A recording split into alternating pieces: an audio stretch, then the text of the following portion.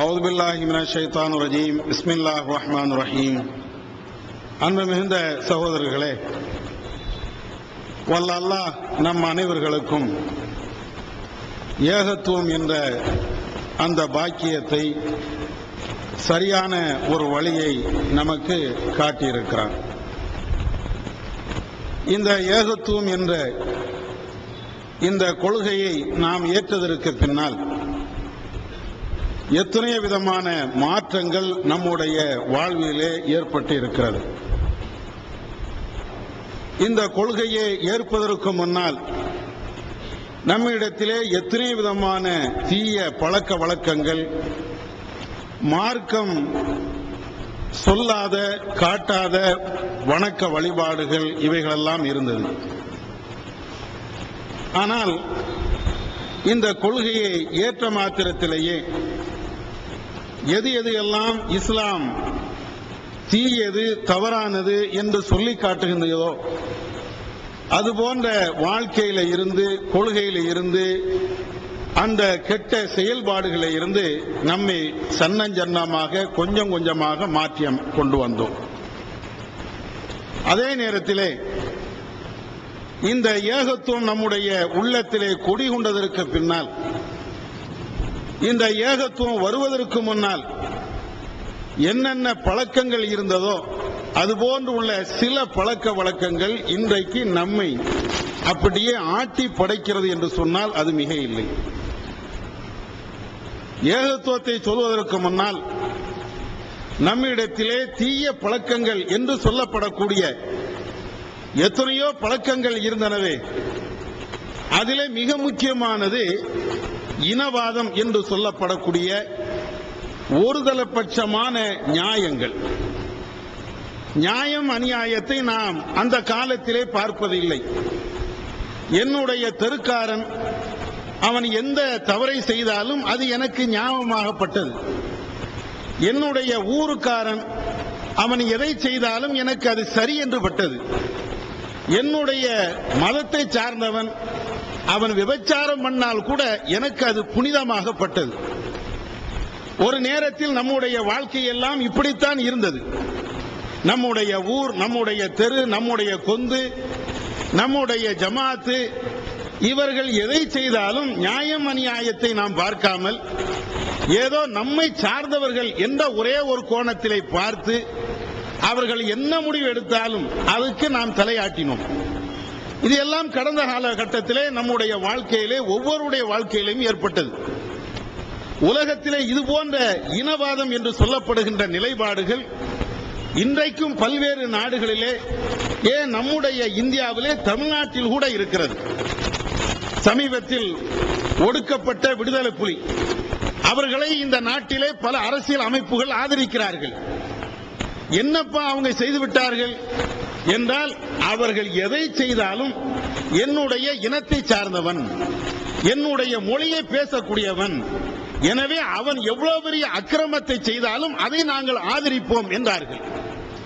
அவர்கள் ஒரு நாட்டுக்கு எதிராக, ஒரு அரசாங்கத்துக்கு எதிராக ஆயுதங்களை தூக்கி கலவரம் செய்தார்களே, செய்யட்டுமே. பல பெண்களை கற்பழித்தார்களே, கற்பழிக்கட்டுமே. பல நாச வேலைகளில் ஈடுபட்டார்களே, ஈடுபடட்டுமே. அப்பாவி மக்களை எல்லாம் கொண்டு குவித்தார்களே, அது எல்லாம் சரிதானே என்ற அடிப்படையில் இங்கு இருக்கக்கூடிய அரசியல்வாதிகள் எல்லாம் பேசினார்கள். உலகத்தில் இது போன்ற நடவடிக்கைகள் இதுபோன்று நடக்கத்தான் செய்கிறது. இவைகள் அத்தனையுமே ஒரு நியாயத்தின் அடிப்படையிலே நடைபெறுகின்ற ஒரு சம்பவம் அல்ல. ஒரு இனத்தின் அடிப்படையிலே, ஒரு இனவாதத்தின் அடிப்படையிலே நடைபெறுகின்ற ஒரு சம்பவம். இவைகள் இஸ்லாத்தின் பார்வையிலே மிக மோசமான ஒரு குற்றம். ஒருவன் தவறை செய்கிறான் என்றால் அவன் எவ்வளவு பாவம் செய்கிறானோ அதைவிட கொடுமையான ஒரு பாவம் இனத்தின் அடிப்படையிலே, மொழியின் அடிப்படையிலே நியாயம் அநியாயம் பார்க்காமல் அதை ஆதரிக்கிறோம் என்றால், ஆதரிக்கக்கூடியவர்கள் அதைவிட கொடுமையான பாவத்தை செய்கிறார்கள் என்றுதான் இஸ்லாம் நமக்கு போதிக்கிறது. அந்த அடிப்படையிலே இந்த கொடுமையான இந்த பாவத்தை நபிகள் நாயகம் ஸல்லல்லாஹு அலைஹி வஸல்லம் அவர்கள் இனவாதம் இருக்கக்கூடாது என்று பல்வேறு காலகட்டத்திலே அவர்கள் போதித்திருக்கிறார்கள். குறிப்பாக நபிகள் நாயகம் ஸல்லல்லாஹு அலைஹி வஸல்லம் அவர்கள் ஹஜ்ஜத்துல் விதா என்று சொல்லப்படுகின்ற அந்த இறுதி ஹஜ்ஜிலே, அரஃபா பெருவழியிலே பல்வேறு சம்பவங்களை இந்த நாட்டு மக்களுக்கு, உலக மக்களுக்கு, அத்தனை பேர்களுக்குமே உபதேசமாக போதனையாக சொன்னார்களே, அதிலே நபிகள் நாயகம் ஸல்லல்லாஹு அலைஹி வஸல்லம் அவர்கள் இனவாதத்துக்கு எதிராக ஒரு கருத்தையும் முன்வைக்கிறார்கள். யா அய்யுஹன்னாஸ் அலா இன்ன ரப்பக்கும் வாஹிதுன், மக்களே, முஸ்லிம்களே என்றெல்லாம் அல்லாஹ்வுடைய தூதர் இந்த இடத்தில் அழைக்கவில்லை. யா அய்யுஹன்னாஸ், மக்களே, இன்ன ரப்பக்கும் வாஹிதுன், உங்களுடைய கடவுள், உங்களை படைத்தவன் ஒரே ஒருவன் தான், ஒரே ஒரு இரட்சகன் தான். வ இன்ன அபாக்கும் வாஹிதுன், உங்களுடைய தந்தை ஒரே ஒரு ஆளுதான், ஒரு தாய் ஒரு தந்தை மூலமாகத்தான் நீங்கள் அத்தனை பேர்களுமே பிறந்தீர்கள் என்று சொல்லிவிட்டு நபிகள் நாயகம் ஸல்லல்லாஹு அலைஹி வஸல்லம் அவர்கள் சொல்கிறார்கள், அலா லா ஃபضல லி அரபியின் வல அலா லி அஜமியின், தெரிந்து கொள்ளுங்கள், எந்த அரபியா இருந்தாலும் அரபி அல்லாதவனை விட அவனுக்கு எந்த சிறப்பு தகுதியும் கிடையாது. ஒரு அரபி இருக்கிறான் என்றால் அரபி அல்லாதவனை விட அவனுக்கு எந்த சிறப்பு தகுதியும் இல்லை. அதே போன்று ஒரு அரபி அல்லாதவன் அரபியை விட எந்த விதத்திலும் அவன் உயர்ந்தவன் கிடையாது. அத்தனை பேரும் அவன் எந்த மொழியை பேசக்கூடியவனாய் இருந்தாலும், எந்த இனத்தை சார்ந்தவனாய் இருந்தாலும், எந்த நாட்டை சார்ந்தவனாய் இருந்தாலும், அவன் அத்தனை பேர்களுமே ஆதமுடைய பிள்ளை, மனிதன்தான் என்ற இந்த கொள்கையை நபிகள் நாயகம் ஸல்லல்லாஹு அலைஹி வஸல்லம் அவர்கள் சொல்கிறார்கள்.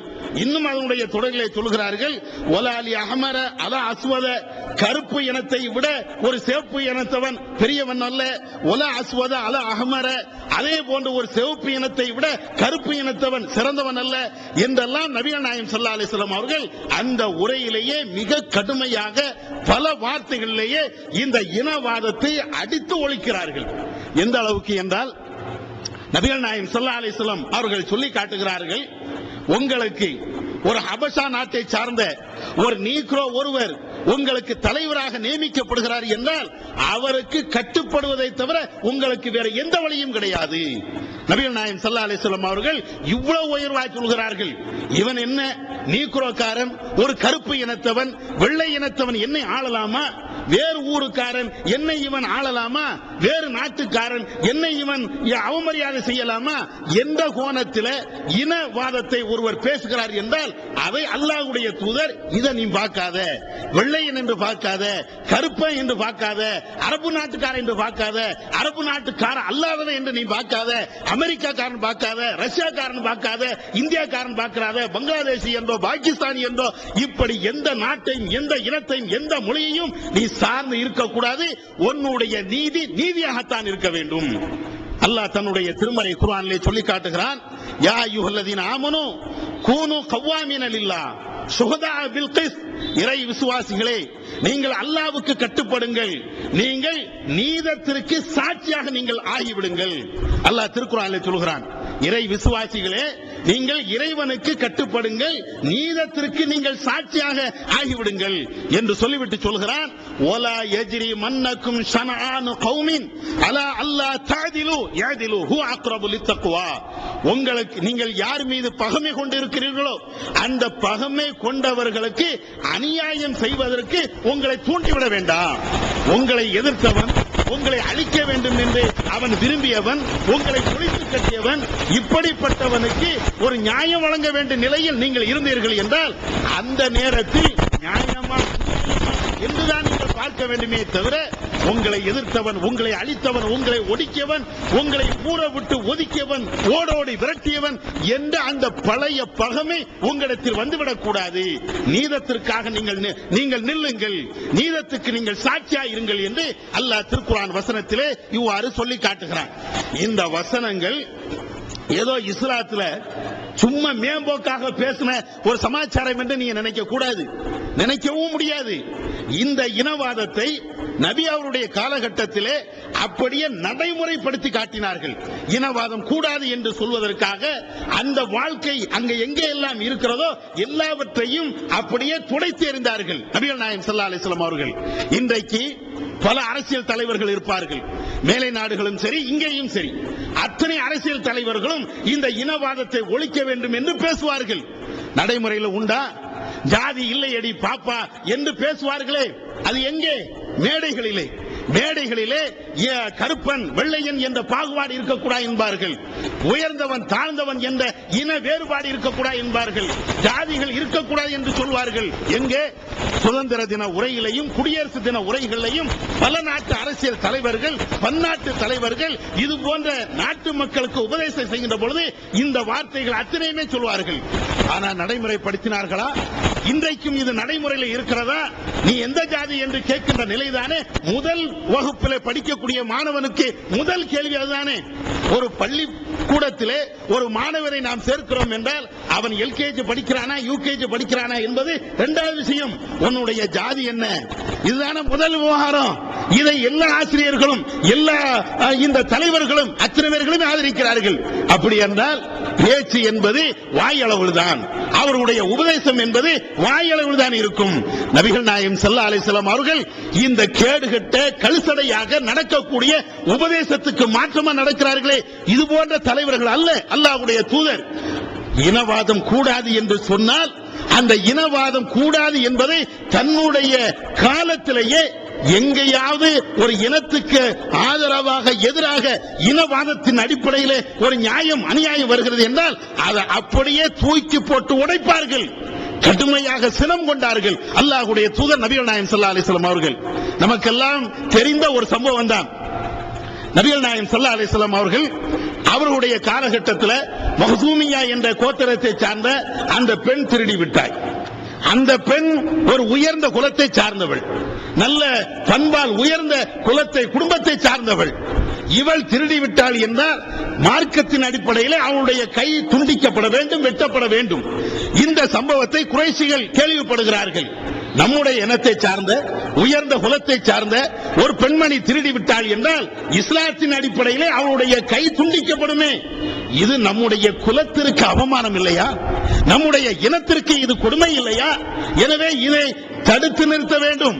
அவள் செய்வது நியாயமா அநியாயமா என்பது அல்ல பிரச்சனை. அவளுடைய கை வெட்டப்படலாமா? அவளுக்கு மக்களுக்கு மத்தியிலே ஒரு இழிவை தரலாமா? எந்த விதத்தில் குறைஷிகள் சிந்திக்கிறார்கள். சிந்தித்து விட்டு இதை நபி அவர்களிடத்தில் எப்படி சொல்வது? நபி அவர்களிடத்தில் இதை நேரடியாக பேசினால் அவருடைய கோபத்திற்கு நாம் ஆளாக வேண்டி வருமே என்று எண்ணி அவர்கள் தான் என்ன செய்கிறார் என்றால் உசாமா என்ற நபி அவர்களுடைய பாசத்துக்குரிய அந்த வளர்ப்பு பிள்ளையிடத்தில் பேசுகிறார்கள். அவர்கள் உசாமா நபியிடத்தில் வருகிறார்கள். அல்லாஹ்வின் தூதரே, இவர்கள் எப்படிப்பட்டவர்கள் தெரியுமா? உயர்ந்த குலத்தை சார்ந்தவர்கள், பெரிய குடும்பத்தை சார்ந்தவர்கள். இவர்களிடத்தில் நாம் அல்லாஹ்வுடைய சட்டத்தை நிலைநிறுத்தினால் ஏதாவது ஆகிவிடுமே என்ற கோணத்திலே உசாமா நபி அவர்களிடத்தில் சொல்கிறார்கள். அப்பொழுது நபிகள் நாயகம் ஸல்லல்லாஹு அலைஹி வஸல்லம் அவர்கள் உசாமாவை அந்த இடத்திலேயே கண்டிக்கிறார்கள். அல்லாஹ்வுடைய சட்டத்தில் அல்லாஹ்வுடைய அந்த சட்டங்களில் நீ சிபாரிசு செய்ய வந்திருக்கிறாயா என்று சொல்லிவிட்டு மிம்பர்ல ஏறாங்க ரசூலுல்லாஹ். மக்கள் எல்லாத்தையும் கூப்பிடுறாங்க, எல்லாத்தையும் அழைத்து விட்டு நபிகள் நாயகம் ஸல்லல்லாஹு அலைஹி வஸல்லம் அவர்கள் மிம்பர்ல ஏறி பேசுறாங்க. இன்னமா அஹ்லக்கல்லதீன கபலக்கும் அன்னஹும் கானு இதா சரக ஃபீஹிம் ஷரீஃப். உங்களுக்கு முன் சென்றவர்கள் நாசமா போனார்களே, அழிந்து போனார்களே, கேடுகட்டு போனார்களே. அதற்கு என்ன காரணம் என்ன தெரியுமா? இதா சரக ஃபீஹிம் ஷரீஃப் தரக்கூஹு. அவர்களிலே ஒரு உயர்ந்தவன், சமுதாயத்தால் மதிக்கப்படக்கூடிய ஒருவன் ஒரு தவறை செய்கிறான் என்றால் அதை அப்படியே கண்டும் காணாமல் விட்டு விடுவார்கள். அதே நேரத்தில் ஒய்தா சரக ஃபீஹிம் லைஃப், அந்த சமுதாயத்திலே ஒரு நாடோடி, ஒரு மிக பிற்படுத்தப்பட்ட ஒருவன், ஒரு பலவீனமானவன் அதே தவறை செய்கிறான் என்றால் அகாமு அலைஹில் ஹுதூத், அவர்கள் மீது அவர்கள் சட்டத்தை நிலைநிறுத்துவார்கள். நல்லவன் செய்தால், உயர்ந்தவன் செய்தால் அங்கு அந்த நேரத்திலே சட்டத்தை பார்க்க மாட்டார்கள், அப்படியே கண்டும் காணாமல் அப்படியே விட்டுருவாங்க. அதுல ஒரு பாவப்பட்டவன் செய்தா அவன்கிட்ட ஏறி மிதிப்பாங்க. இந்த ஒரு காரணத்தினால்தான் அந்த சமுதாயம் அவர்கள் அழிக்கப்பட்டார்கள், நாசமா போனார்கள் என்று சொல்லிவிட்டு நபிகள் நாயகம் ஸல்லல்லாஹு அலைஹி வஸல்லம் சொன்னாங்க, வைமல்லா லவ் அன்ன ஃபாத்திமா பின்த் முஹம்மத், தெரிந்து கொள்ளுங்கள் அல்லாஹ் மீது சத்தியமாக என்னுடைய மகள், இந்த முகமதுடைய மகள் ஃபாத்திமா திருடினாலும் லகதாத்து யதஹா, அவளுடைய கையை நான் உடைத்தே தீருவேன், வெட்டியே தீருவேன் என்று நபிகள் நாயகம் ஸல்லல்லாஹு அலைஹி வஸல்லம் அவர்கள் சொன்னார்கள். சொன்னது மாத்திரமல்ல, அந்த மக்ஸூமியா கோத்திரத்தை சார்ந்த அந்த பெண்ணை இழுத்து வருகிறார்கள், அவருடைய கையை வெட்டுகிறார்கள்.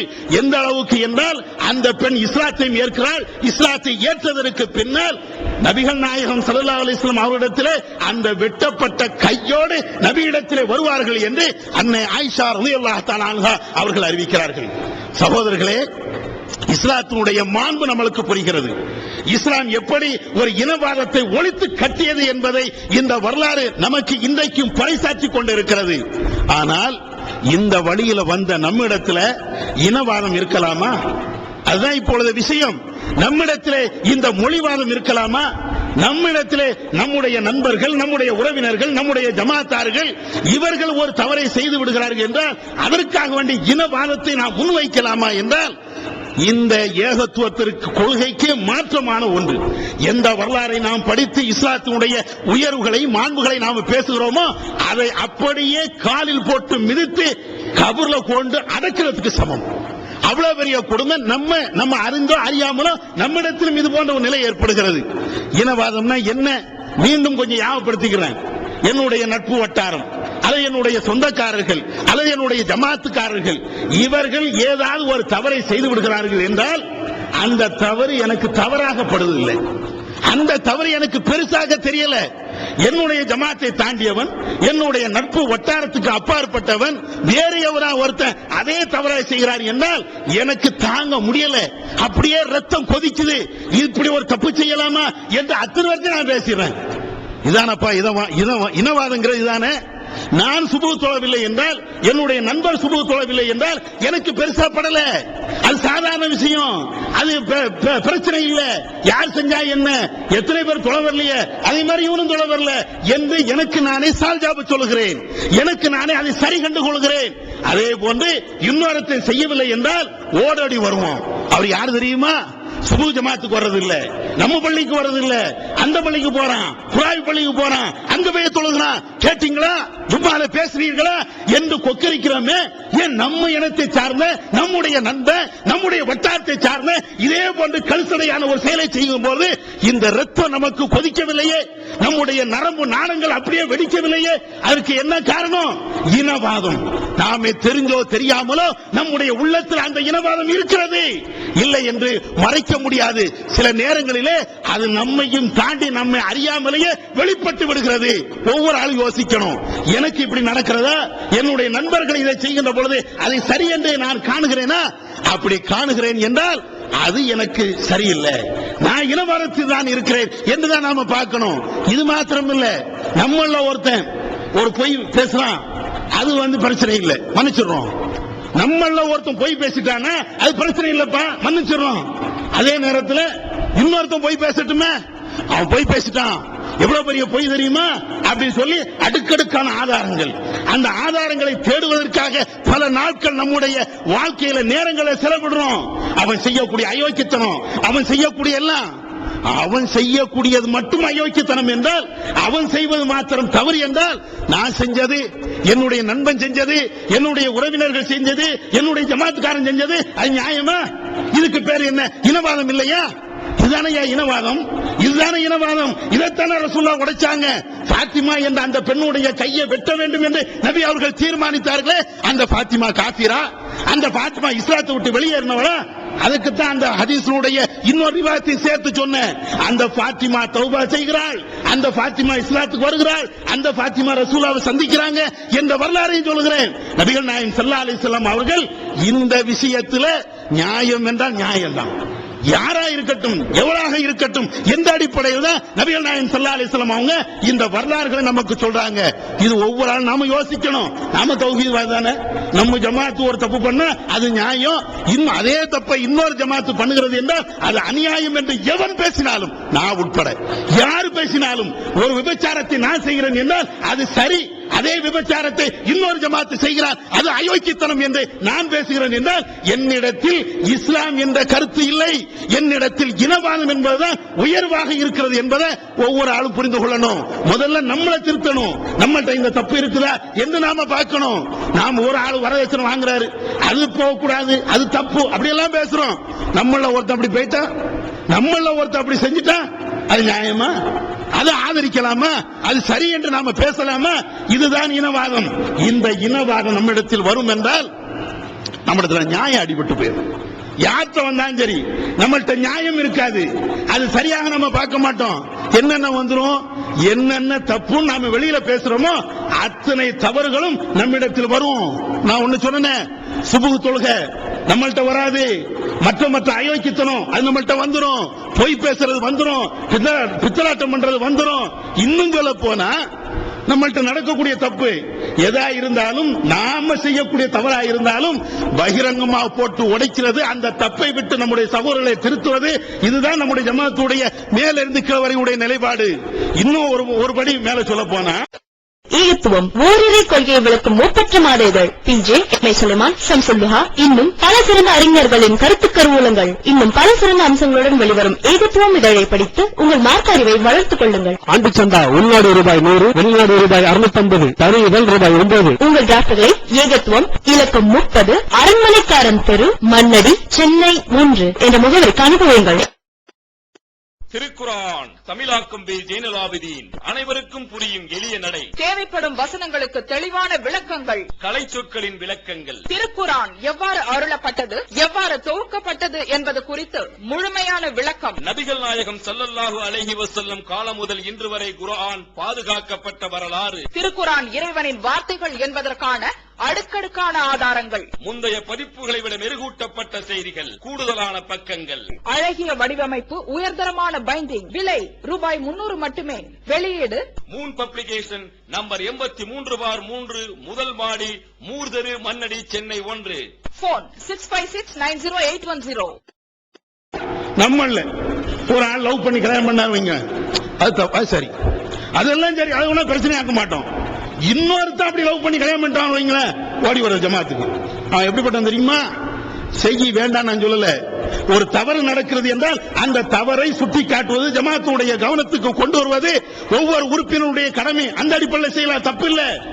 ஆனா அதே தப்ப நீ செஞ்சா, அதே தப்ப நீ செஞ்சா இது இனவாதம் இல்லையா?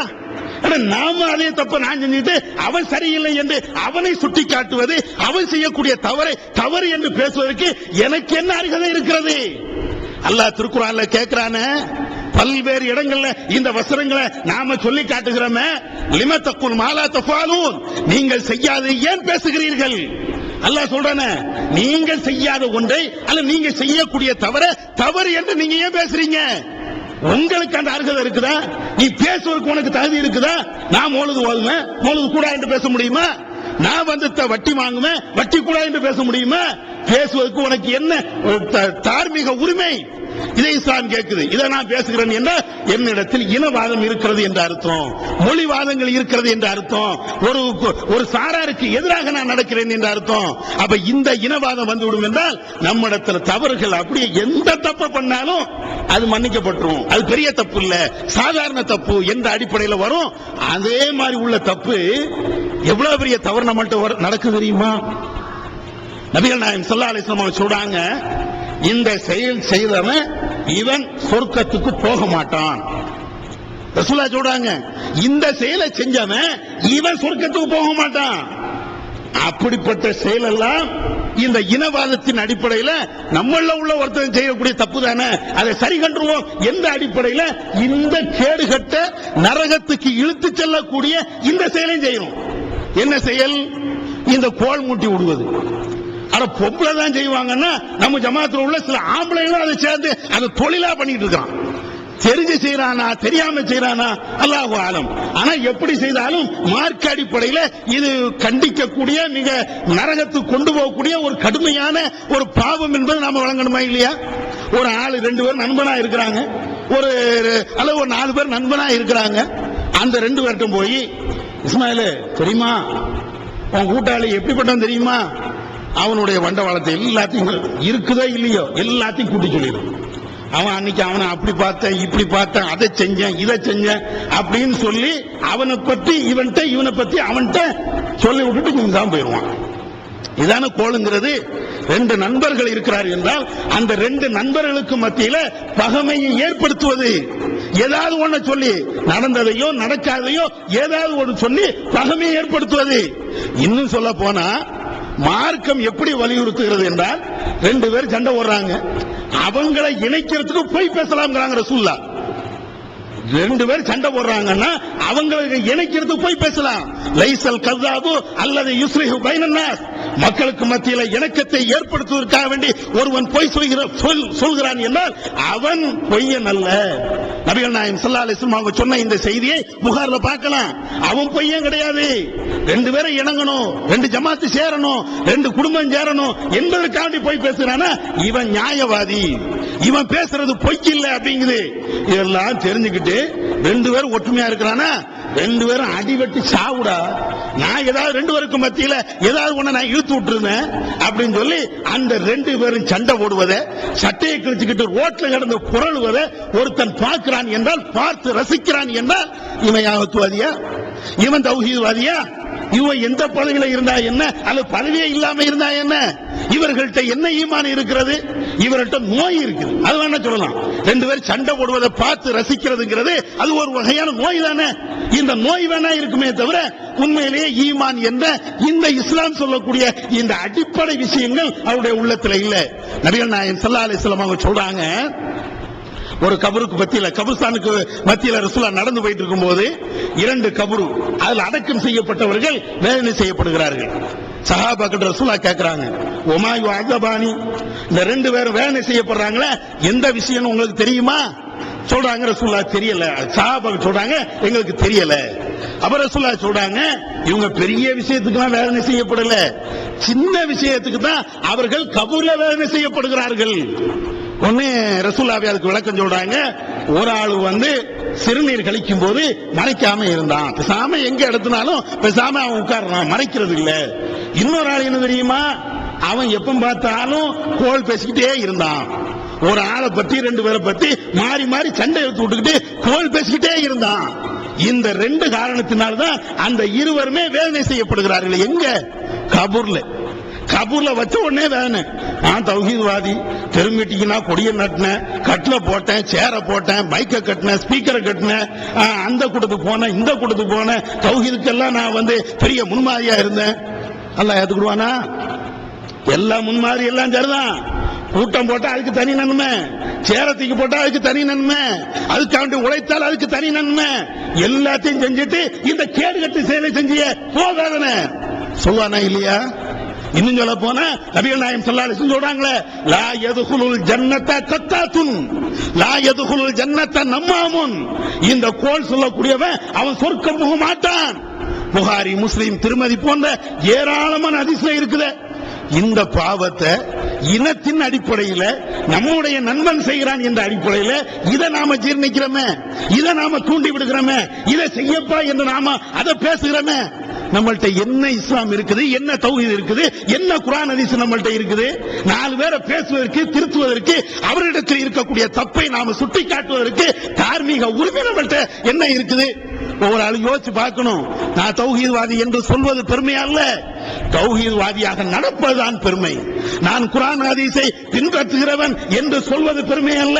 என்னுடைய வாழ்க்கையில இன்னென்ன விஷயங்கள்ல நான் குர்ஆனையும் சுன்னாவையும் முழுமையாக பின்பற்றி இருக்கிறேன் என்று வாழ்ந்து காட்டுவது பெருமை.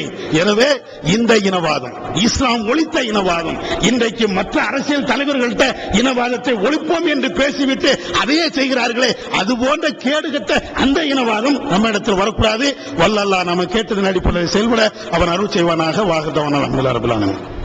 அல்லாஹ்